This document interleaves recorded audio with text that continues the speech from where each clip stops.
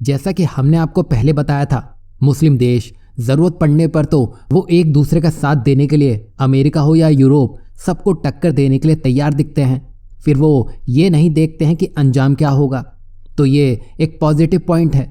तो इससे सबको डरना भी चाहिए, क्योंकि हमास ने जो किया उसके खिलाफ कोई मुस्लिम देश नहीं गया था। मतलब सब खड़े तो साथ ही थे। गलत या सही ये इनको भी नहीं पता, क्योंकि सऊदी, तुर्की, मलेशिया और ईरान सब मुस्लिम जगत का मसीहा बनना चाहते हैं और इसी जंग में ये अपने ब्रदरहुड को भी दांव में लगाने से पीछे नहीं हटते हैं। उदाहरण से समझिए, सऊदी अरब और भारत आईमैक बनाना चाहते थे, लेकिन ईरान ये नहीं चाहता था। वो अपने चाबहार पोर्ट को जीवित रखना चाहता था। वहीं इजिप्ट भी आईमैक से दूरी चाहता था, क्योंकि इससे सुएज कैनाल वाला रूट सीधे सीधे आधा होता हुआ दिखाई देता, जो उसकी कमाई भी खा जाता।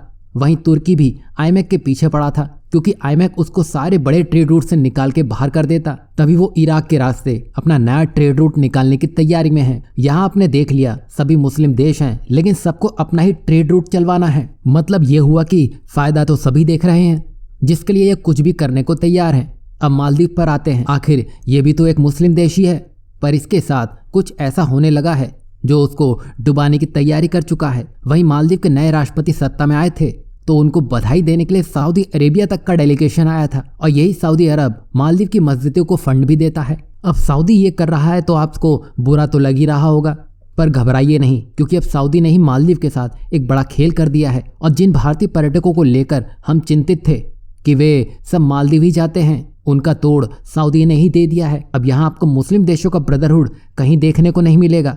दरअसल सऊदी अरब रेड सी में शेख 12 आइलैंड रिजॉर्ट बना रहा है, जहां सऊदी अरब मालदीव से कई गुना लग्जूरियस वाटर विलाज रेस्टोरेंट बनाने की तैयारी में है, जो सीधे सीधे मालदीव से कई गुना शानदार होगा। और ये दुनिया और भारत के अमीरों के लिए जो मालदीव हनीमून डेस्टिनेशन के रूप में सामने आया था, अब उससे ये तमका सऊदी अरब छीनने की तैयारी में है। साथ ही ये भारत के लिए किसी जैकपॉट से कम नहीं होगा। वहीं मालदीव जो क्लाइमेट चेंज की वजह से डूबने की तैयारी में था, उसको सऊदी अरब ने समय से पहले ही डुबाने की तैयारी कर ली है। और सऊदी के इस कदम से भारत एक बड़ी जंग जीतता हुआ दिखाई दे रहा है।